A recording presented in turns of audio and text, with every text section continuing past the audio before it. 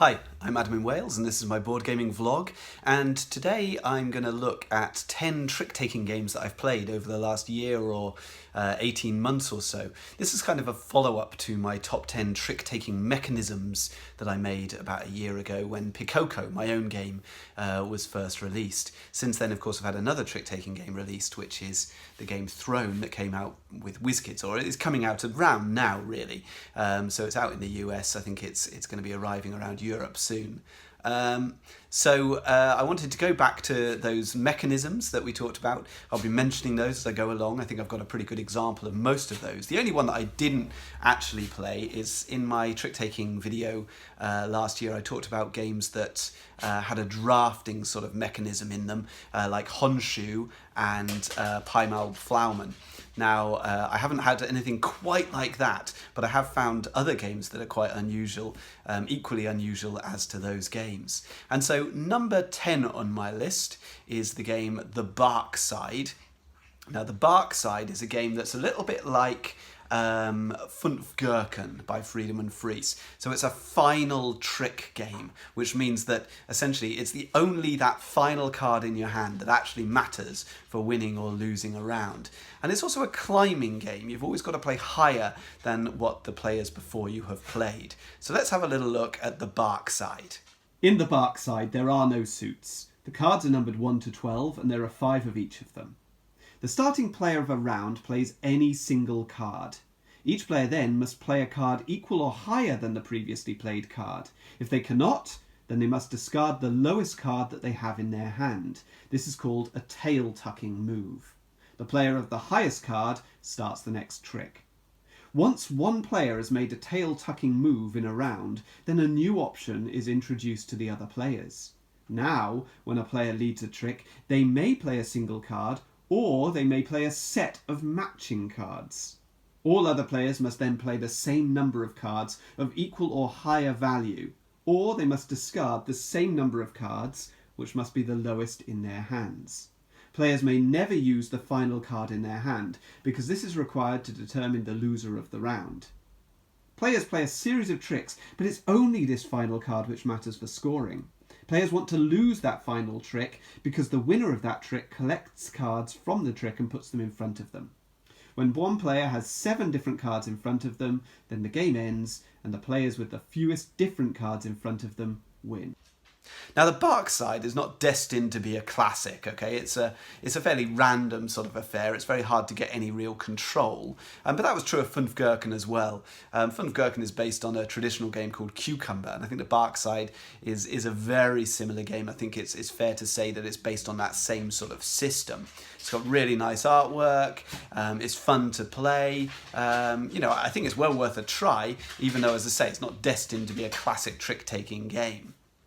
So, number 9 on my list is Goris Maximus. Now, Goris Maximus is unusual in having the most lavish production I've ever seen on a card game. I mean, this is what happens when you put a trick-taking game on Kickstarter. So we have this slip cover, we have a gold gilding on the edges of all the cards, and we have a little tuck box inside. So if you don't want to take the whole box, you can just take some of those components with you in a little tuck box.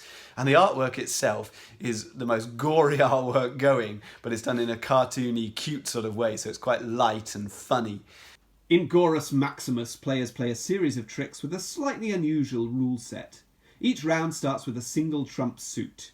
The starting player can play any card, and the next player can either follow suit or match the rank of the last card played. If a player matches rank, then the trump suit changes to the suit of the later card played. If a player cannot follow suit and doesn't wish to match rank, then they can play any card. The player who played the highest trump, or if no trumps, the player of the highest card matching the led suit, wins the trick and takes the cards. And after several tricks, players gain favour equal to the points shown on the cards. The player with the highest favour wins the round. And the first player to win 3 rounds wins the game.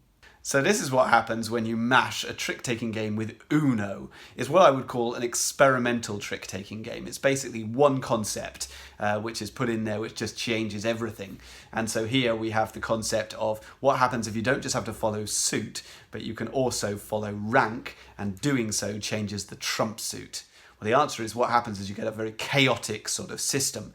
And actually, it's very hard to gain any sort of control in a game of Goris Maximus. The only way to have any real control is to card count. And that is a fairly tedious affair. So I think you have to embrace the chaos and just enjoy those fun moments where you think, I've got this trick in the bag, and then somebody plays a card and just changes up the trump suit on you, and the whole thing changes. So that's Goris Maximus. Number 8 is the game Trick and Trouble. Now, Trick and Trouble is very unusual. It's a 3-player only trick-taking game, and it's going to appeal to people who like partnership games because this game is cooperative. At the start of a round, 5 objectives are placed face up on the table, and each player has a hand of 5 cards. Players attempt to fulfill the objectives to score points over 9 rounds. The starting player may pass a card to the player on their left, and that player then must also pass a card to their left, and so on. Players then may switch one of the objectives for a new one from the deck, and the start player then plays any card. The other players follow suit if possible, and the highest scorer wins the trick and becomes the start player for the next trick. But after each trick, the players have a look to see if they fulfilled any objectives. Objectives require a total value for the various colours from the cards played within the trick. So if you've played enough cards of the required colour to exceed that value, you gain the points from the objective. And after 9 rounds, players total the points that they've gained from their objectives. 40 points is considered a victory. There are some special cards in the game, so double-suited cards, which can be used as either colour, and wild cards, which count as any colour. Okay, so Trick and Trouble is a really interesting little puzzle.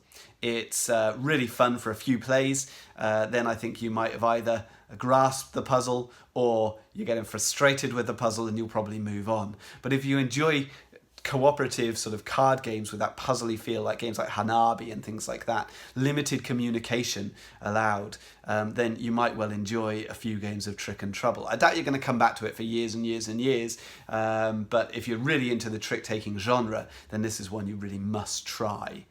Number 7 then is Hasp.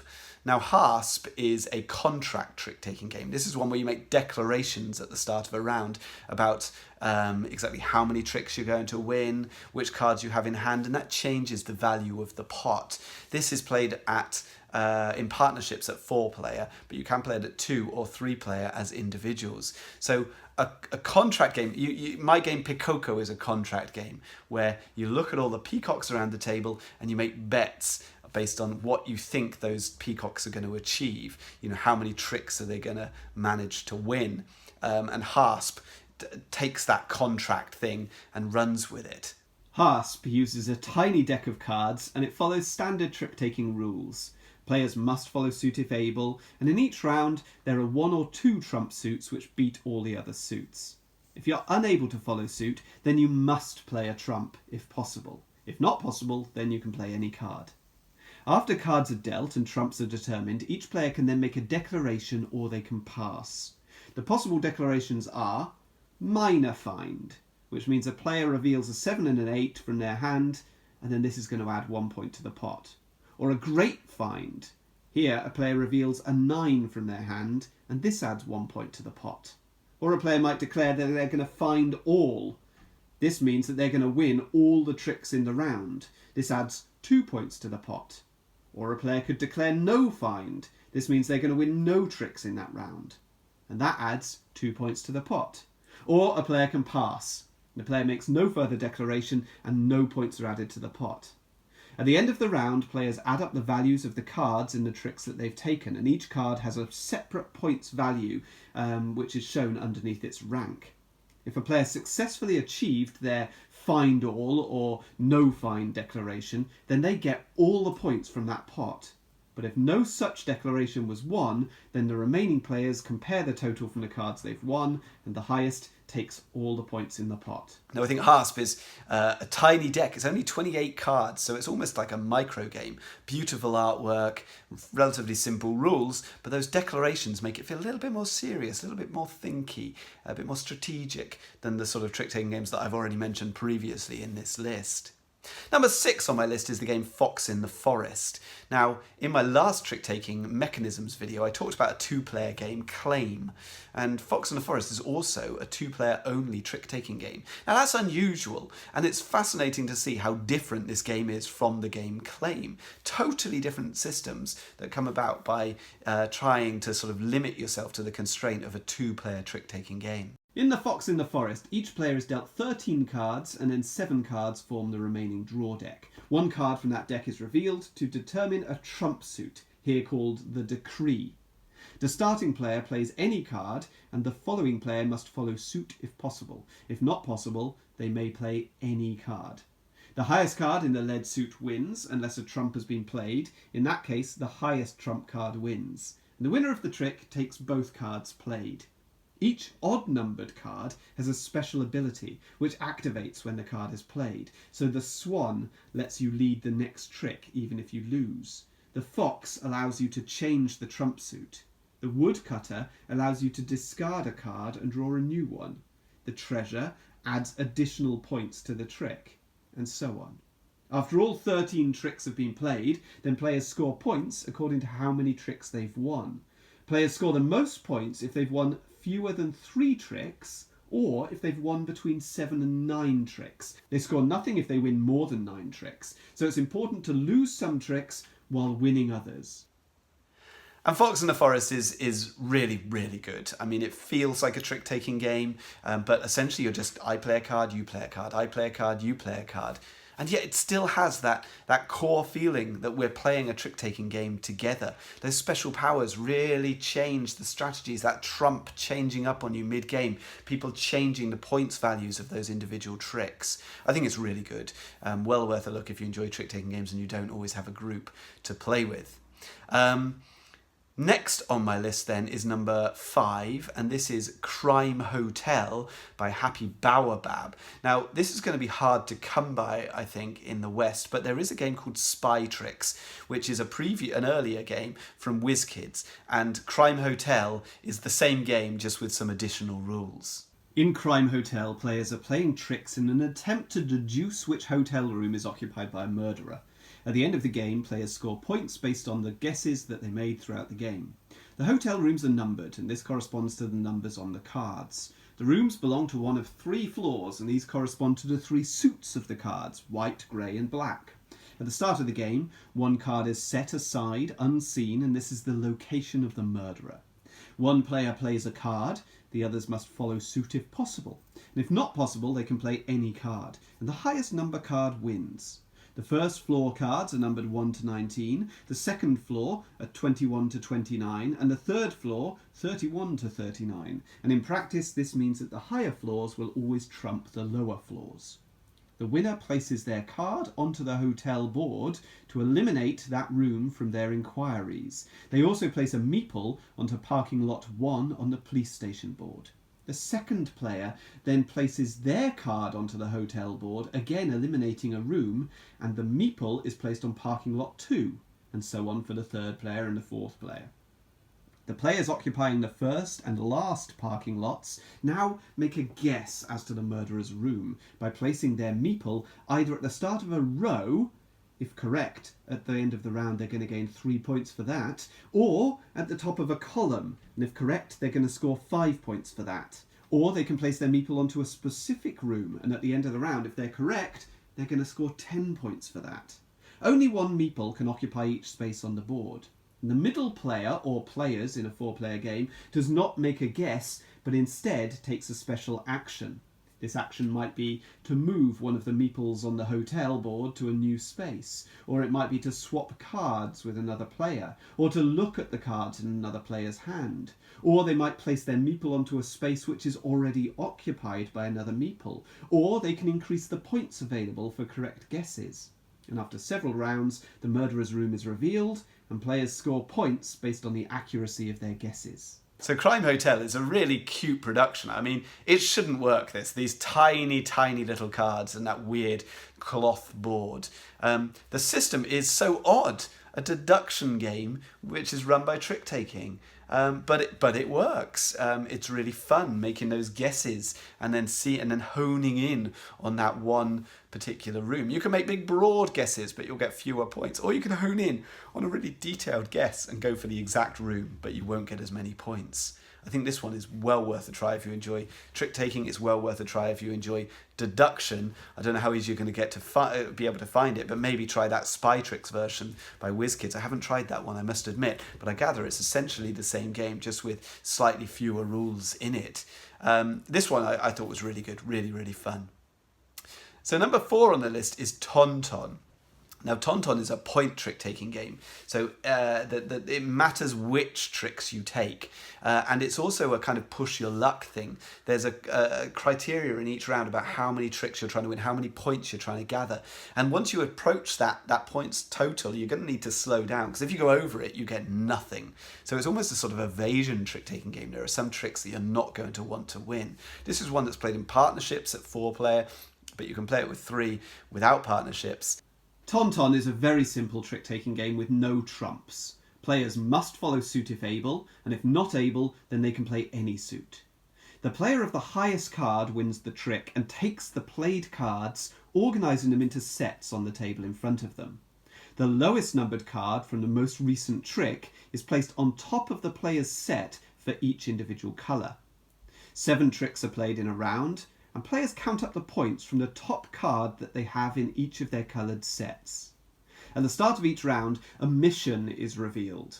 It might be to score the most points, or the fewest points, or to score positive points for some colours and negative points for others.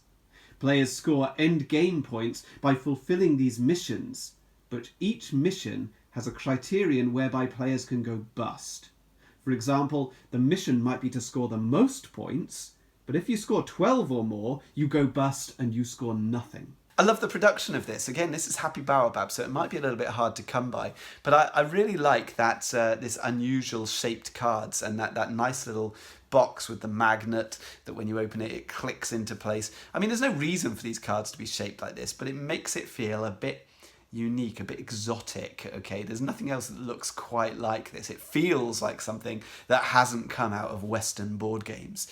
And so as a result, it feels a bit special, just the tactile nature of it all. But actually, the game is really, really good. It's a really good take on trick-taking. I like that idea of pushing your luck and trying not to go bust by taking too many points. Okay, next on the list is Trickster at number 3. This one I've really, really enjoyed. Again, we've got that idea of pushing your luck. Like, okay, if I'm doing badly, well, then I can try and shoot the moon. I can try and do really badly, and that will counteract some of the negative points that I'm winning. This one is loaded with special powers. My game Throne is a dice game that's loaded with special powers. A chaotic system, okay?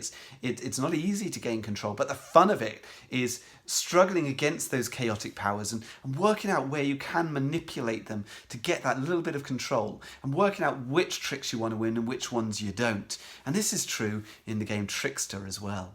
In Trickster, the deck is different in every game. Players select 7 different heroes, each of which have a special power, and then take the 8 suits for each hero to make up a 56-card deck. All other cards are left in the box. The first player in a trick can play any card. The second player is called the Trickster. Now, they can also play any card. If they follow the suit of the starting player, then all other players must also follow suit. But if the Trickster plays the same hero as the first player, then all players must play a card of the same hero. If they play a different hero of a different suit, then every player must play a card which does not match any of the heroes or suits that are already in the pot. If a player can't legally play a card, then that player is bust, and the trick ends, and all the cards from the trick are placed face up in front of that bust player. If each player has legally played one card, then the trick ends, and the Trickster is bust, and the Trickster takes all the cards and places them in front of themselves. The player who busted leads the next trick, and the round ends when one player has no cards left. Any cards remaining in the other player's hands are added to their displayed cards, and players score 1 point for each card in their display. But if they have more cards of a suit than any other player, they do not score points for those cards. The lowest scorer, after 3 rounds, wins the game. Each hero has a special ability which is activated when it's played, and these usually manipulate the cards in your hand or in your display in some way. They might move cards to and from opponents' displays, or they might draw cards from the deck or from the discard pile.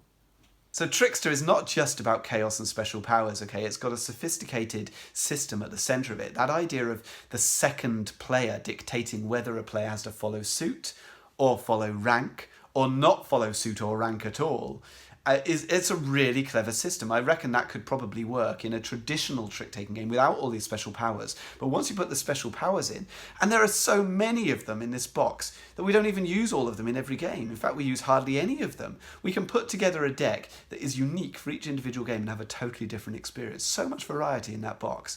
I love that as a system. The artwork is great. It's colourful, it's bright, it's really well drawn. It's very much in that indie boards and cards sort of coup and resistance and flashpoint. It's that style that they often go for at indie boards and cards. I'm a big fan of this one. I'm looking forward to exploring this one more. Okay, number 2 on the list is the game Spring Rally, which I have talked about before because this was not number 1 at all. It was in my top 10 games of 2018. I'm sorry, it wasn't number 1. It was good though. I really, really like it as a trick-taking game. It's very unusual. Let's have a look. Each player controls a wind-up car racing around a track. In round 1, each player has 5 cards in hand. In rounds 2 and 3, this number of cards increases.